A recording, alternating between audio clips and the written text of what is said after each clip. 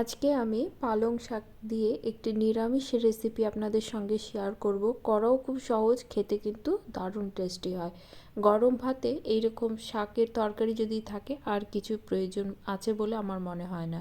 ভিডিওটি শুরু করার আগে একটি অনুরোধ, ভিডিওটি ভালো লাগলে লাইক কমেন্ট করবেন এবং সাবস্ক্রাইব করে পাশে থাকবেন। পালং শাকের ঘন্ট করার জন্য আমি পালং শাক ভালো করে ধুয়ে বেছে ঝুরি করে বানিয়ে নেব। আর নেব গাজর, মূলো, বেগুন এবং আলু, সব কিছু কিন্তু একটু লম্বা করে বানিয়ে নেব। নিয়ে নেব বেশ কিছুটা বিউলির ডালের বড়ি, সর্ষে, দুটো কাঁচা লঙ্কা দিয়ে পেস্ট করে নেব। রান্নাটি করার জন্য কড়া বসিয়ে দেব, দিয়ে দেব সর্ষের তেল। তেলটা গরম হলে বড়িগুলো বেশ লাল লাল করে ভেজে তুলে নেব। ওই তেলেই আমি প্রথমে আলুগুলো একটু লাল লাল করে ভেজে নেব। সবজিটা ভেজে করলেই ভালো হয়, আপনারা যদি না ভেজে করতে চান সেক্ষেত্রে সব কিছু একবারই দিতে পারেন। আলুটা ভাজা হয়ে গেলে আমি মূলো এবং গাজরটা দেব, এটাও বেশ লাল লাল করে ভেজে তুলে নেব। আমার সবজিগুলো ভাজা হয়ে গেছে। এবার ওই তেলেই ফোড়নে দেব 5 ফোড়ন আর দেব তেজপাতা। ফোড়নটা একটু সাঁতলে নেব। এবার আমি বেগুনগুলো দিয়ে দেব। বেগুন যেহেতু ভাজতে নিয়ে তেল টেনে নেয়, সেই জন্য বেগুনটা আমি সব শেষে দেব। বেগুনটা বেশ ভাজা ভাজা হয়ে গেলে আমি একটি টমেটো ঝুরি করে বানিয়ে নিয়েছিলাম সেটা দিয়ে দেব। টমেটোটা মজে আসা পর্যন্ত রান্না করে নেব। এবার আমি এর মধ্যে পালং শাকগুলো দিয়ে দেব। পালং শাকটা দিয়ে ভালো করে মিশিয়ে নেব।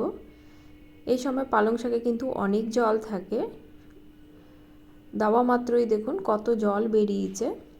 এবার আমি এর মধ্যে দিয়ে দেব ভেজে রাখা সবজিগুলো দিয়ে ভালো করে মিশিয়ে নেব। দিয়ে দেব স্বাদ অনুসারে নুন আর দেব হলুদ। নুন হলুদ দিয়ে আরও 2 থেকে 3 মিনিট আমি ভালো করে কষিয়ে নেব। 2 থেকে 3 মিনিট পরে আমি এর মধ্যে দিয়ে দেব 2 চামচ সর্ষে এবং কাঁচা লঙ্কা বাটা। অল্প জল দেব।